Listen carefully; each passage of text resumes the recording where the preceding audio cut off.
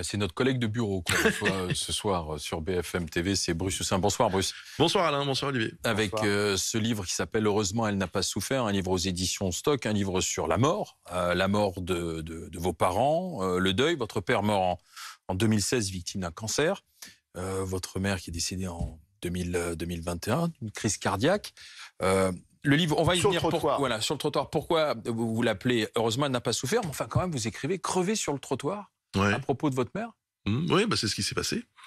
C'est ce qui s'est passé. J'ai reçu un coup de fil en début d'après-midi de ma sœur. Maman a fait un malaise. Est-ce que tu peux y aller? C'est à Convention, c'est pas très loin. Sur le coup, on a cru que c'était un truc pas très grave. Et quand je suis arrivé, elle était en effet allongée sur le trottoir, en train d'être ranimée, ce qui n'arrivera pas, puisqu'elle ne se relèvera pas. Et oui, c'est une vision d'horreur. Faut dire les choses. Et dans ces cas-là, oui, il n'y a pas d'autre terme que de dire on voit crever sa mère par terre, ce qui est bon. C'est jamais agréable de perdre ses parents. C'est même une souffrance absolue pour les enfants que nous sommes et redevenons à cet instant-là. Mais je dois dire que dans ces circonstances particulières, ça a été un traumatisme.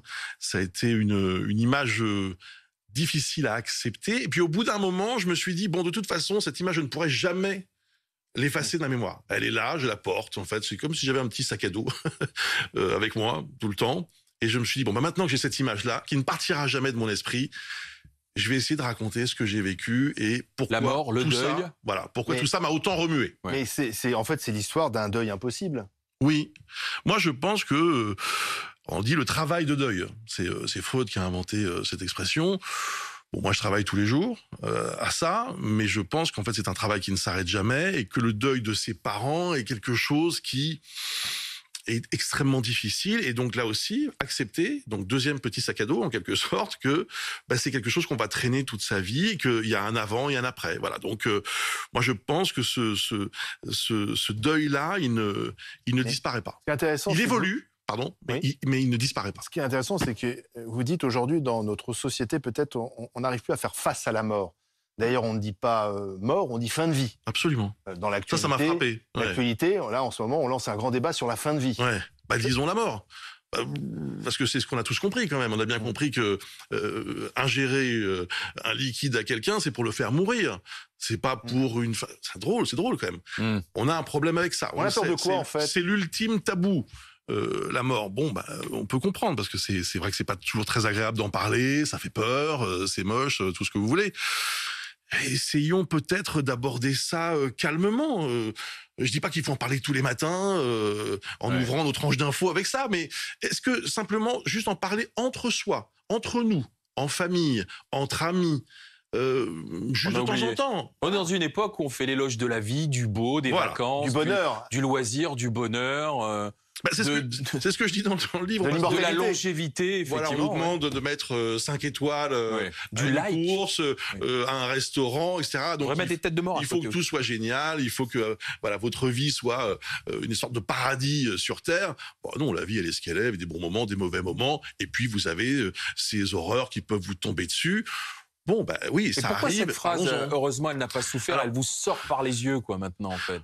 Oui, alors c'est délicat parce que beaucoup de gens m'ont dit ça, et je le sais, m'ont dit ça avec beaucoup de gentillesse et beaucoup de bienveillance pour me consoler en quelque sorte. Ma mère, elle tombe raide, morte comme ça un jour, elle est dans la rue, donc elle tombe et probablement elle ne survit que quelques secondes ou quelques dizaines de secondes.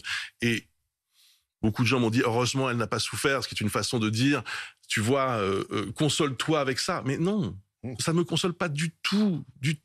Au contraire, ça m'agace. Ça me met en colère.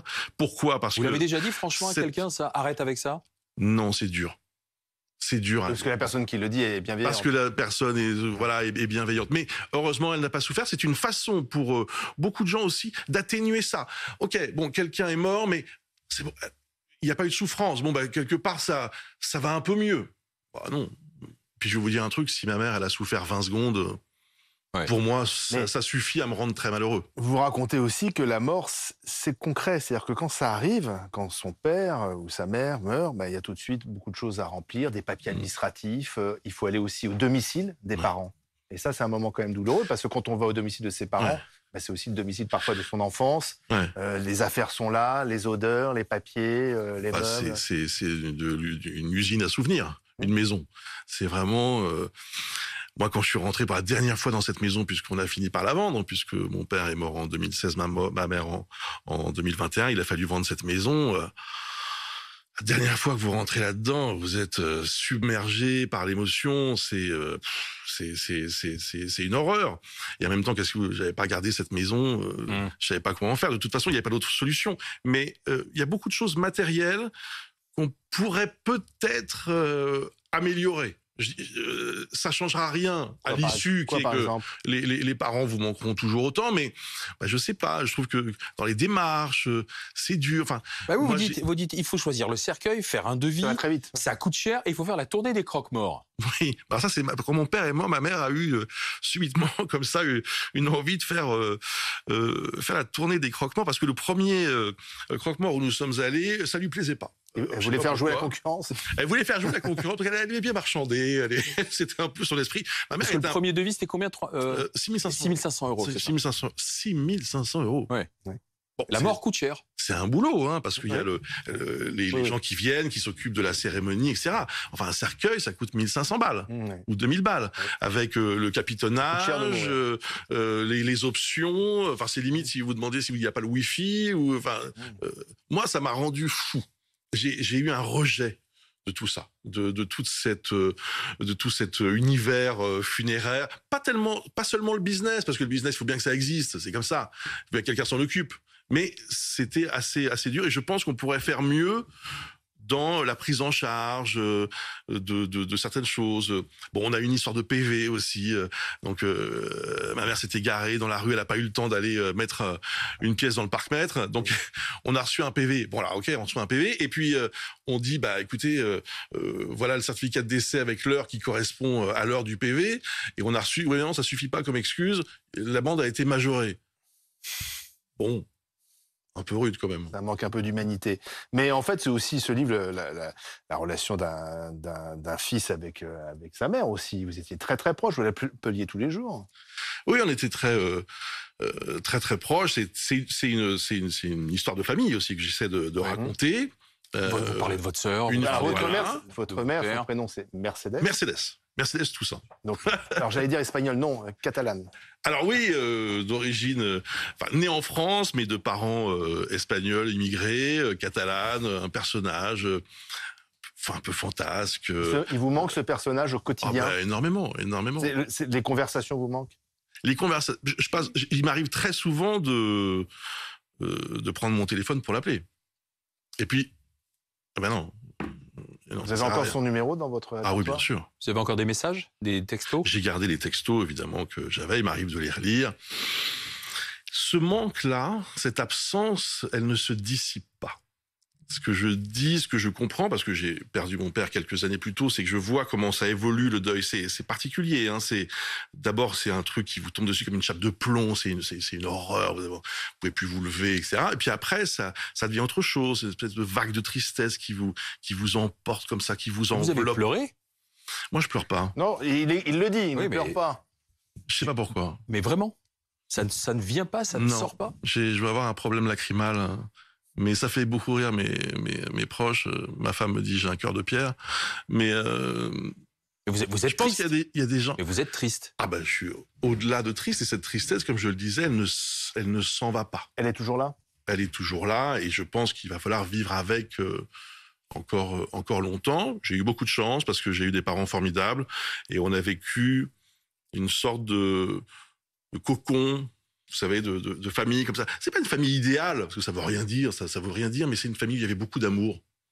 Les parents ont donné beaucoup d'amour à leurs enfants. Et ce qui est intéressant, c'est que ce besoin d'écrire, vous l'avez eu après la mort de votre père, qui a connu une maladie longue, un cancer.